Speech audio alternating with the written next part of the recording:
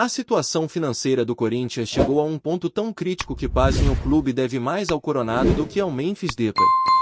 É isso mesmo. O clube tem contas para pagar com metade do elenco e agora mesmo com o reforço financeiro vindo da Nike, parte desse dinheiro já tem destino certo tapar buracos deixados pela gestão de Augusto Melo. E olha, não são buracos pequenos. A Nike vai injetar um bom valor no clube.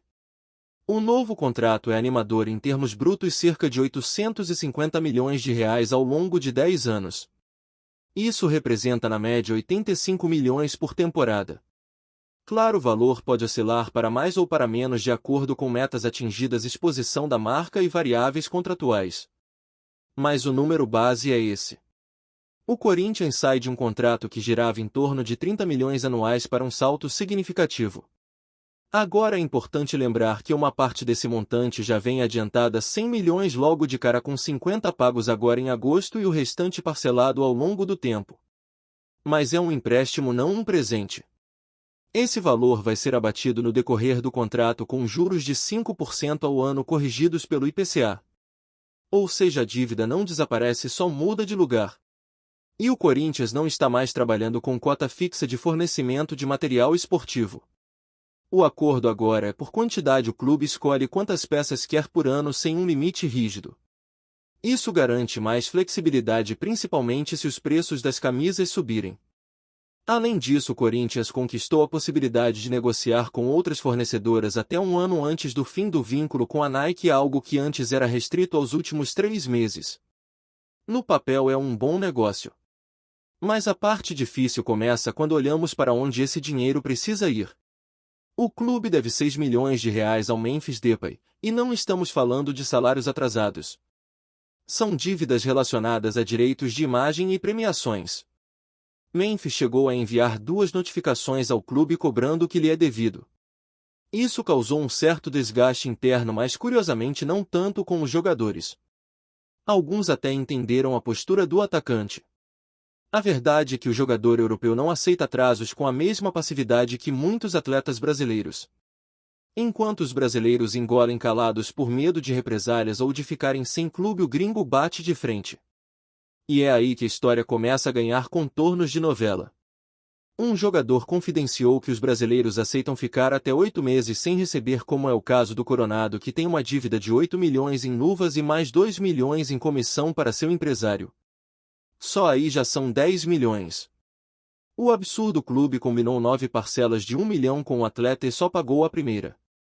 O roteiro é velho conhecido do torcedor: promessas não cumpridas, discursos de revolução que se desmancham em poucos meses.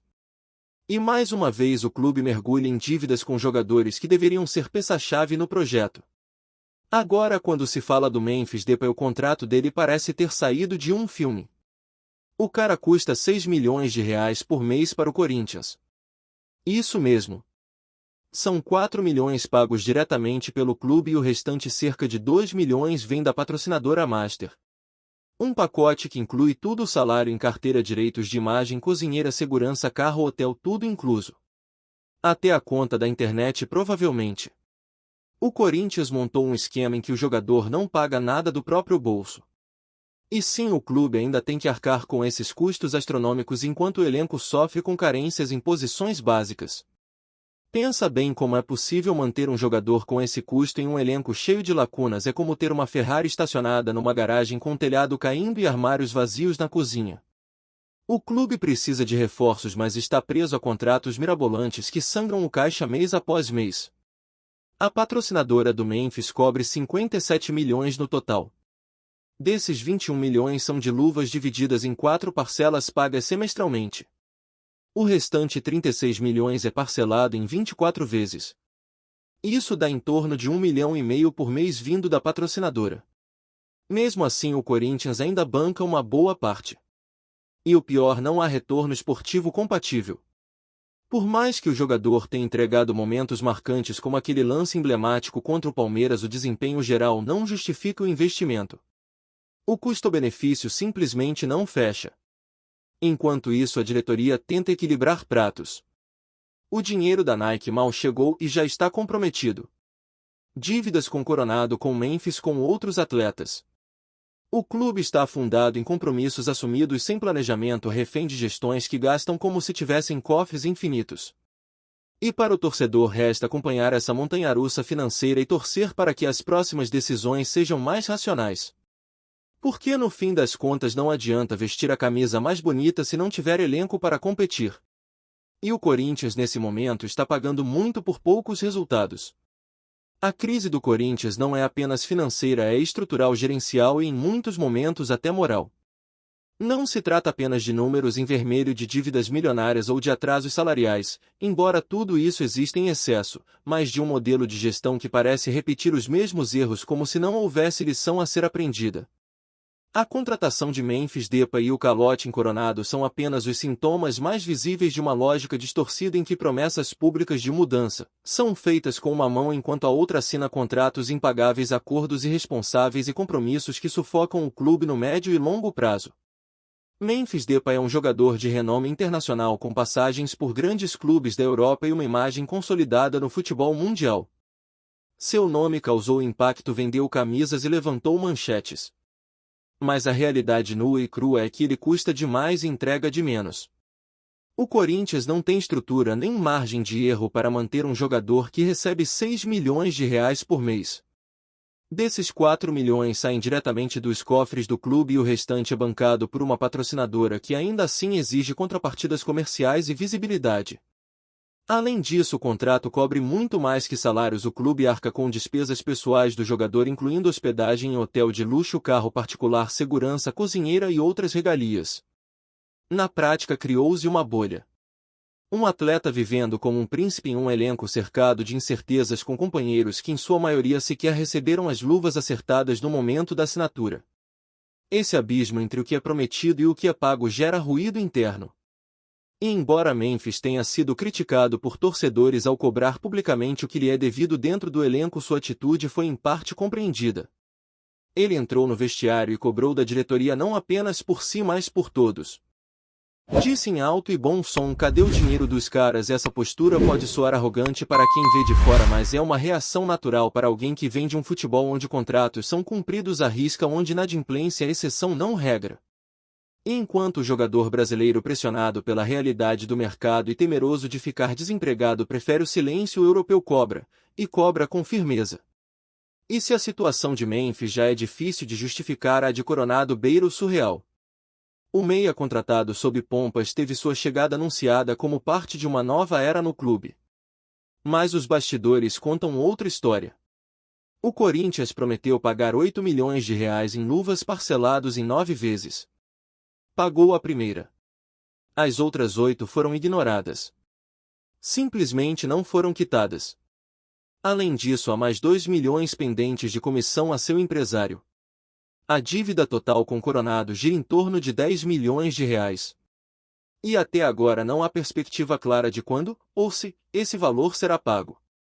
O mais revoltante para o torcedor não é apenas o montante, mas o modus operandi.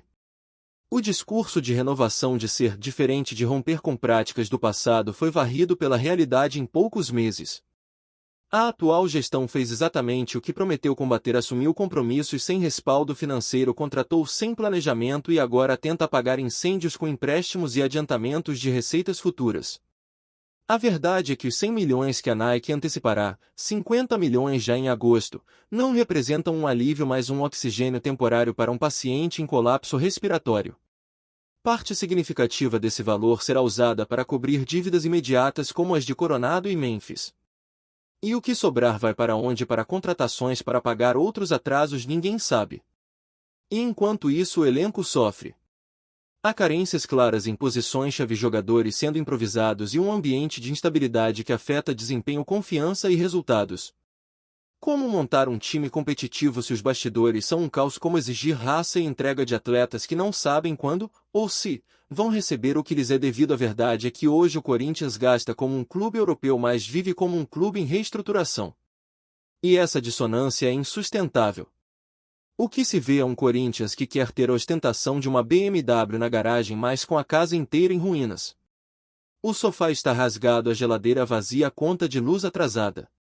Não adianta ter um jogador midiático, um contrato de marketing pomposo se a base, o futebol jogado, o elenco montado, o ambiente interno, está rachada. E é essa metáfora que sintetiza o atual momento do clube, uma fachada luxuosa escondendo uma estrutura instável sustentada por promessas e renegociações constantes. No fundo, o problema não é só de gestão financeira, é de prioridades. É um clube que perdeu a noção de urgência, que insiste em jogar a crise para frente, em adiar o inevitável e empurrar dívidas para o próximo mês, para o próximo presidente, para a próxima geração. Enquanto isso, o torcedor assiste entre incrédulo e cansado ao mesmo filme se repetir com novos personagens, mas com o mesmo roteiro de irresponsabilidade. E a conta está chegando. A cada mês ela fica mais pesada. O torcedor pode até comemorar o contrato bilionário com a Nike, mas precisa entender que esse dinheiro já nasce carimbado, que a maior parte será usada para tapar buracos e não para construir algo novo. E que, se não houver uma mudança real de postura, daqui a 10 anos o Corinthians pode estar renovando mais um contrato milionário para pagar dívidas de um passado que nunca foi resolvido. O clube precisa mais do que dinheiro. Precisa de gestão. Precisa de responsabilidade. Precisa de um choque de realidade. Porque o nome Corinthians ainda é gigante. Mas ele não vai continuar sendo, se continuar sendo tratado como moeda de troca em acordos que só beneficiam alguns poucos e enterram o futuro de todos os outros. Antes de prosseguirmos, te pedimos que deixe seu like e já se inscreva no canal para não perder nenhuma novidade exclusiva do Corinthians. Continuando. Nos bastidores do futebol, bastam algumas palavras para incendiar paixões e alimentar sonhos. Foi o que aconteceu recentemente com uma declaração sutil, mas cheia de significado, de Vinícius Júnior que, ao ser questionado sobre o futebol brasileiro, fez questão de citar o Corinthians com carinho. O atacante do Real Madrid, em um bate-papo descontraído nas redes sociais, comentou sobre o carinho que recebe da torcida corintiana e afirmou que respeita muito o clube e sua história, o que foi o suficiente para deixar a fiel em polvorosa. A declaração caiu como uma bomba positiva entre os torcedores do Timão, que rapidamente começaram a especular nas redes sociais a possibilidade, ainda que distante, de Vinícius vestir o manto alvinegro no futuro. E como todo bom rumor no futebol, o assunto ganhou corpo e começou a ser ventilado por jornalistas e páginas especializadas como um possível desejo futuro do jogador. Embora o atacante esteja em alta no futebol europeu, sendo peça-chave no Real Madrid e na seleção brasileira, o tom nostálgico de sua fala fez muitos sonharem com um retorno triunfal ao Brasil, mais especificamente, no Parque São Jorge. É claro que, por ora, tudo não passa de uma suposição, mas o histórico recente do futebol mundial mostra que craques consagrados não descartam o encerramento de carreira em clubes que marcaram sua infância ou por quem possuem simpatia especial.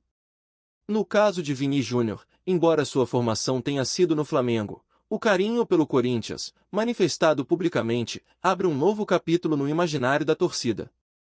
Se é verdade que o futebol é feito de sonhos, o de ver Vinícius Júnior com a camisa 11 do Timão agora parece um pouco menos impossível. Entre uma conquista e outra na Europa, talvez o coração fale mais alto.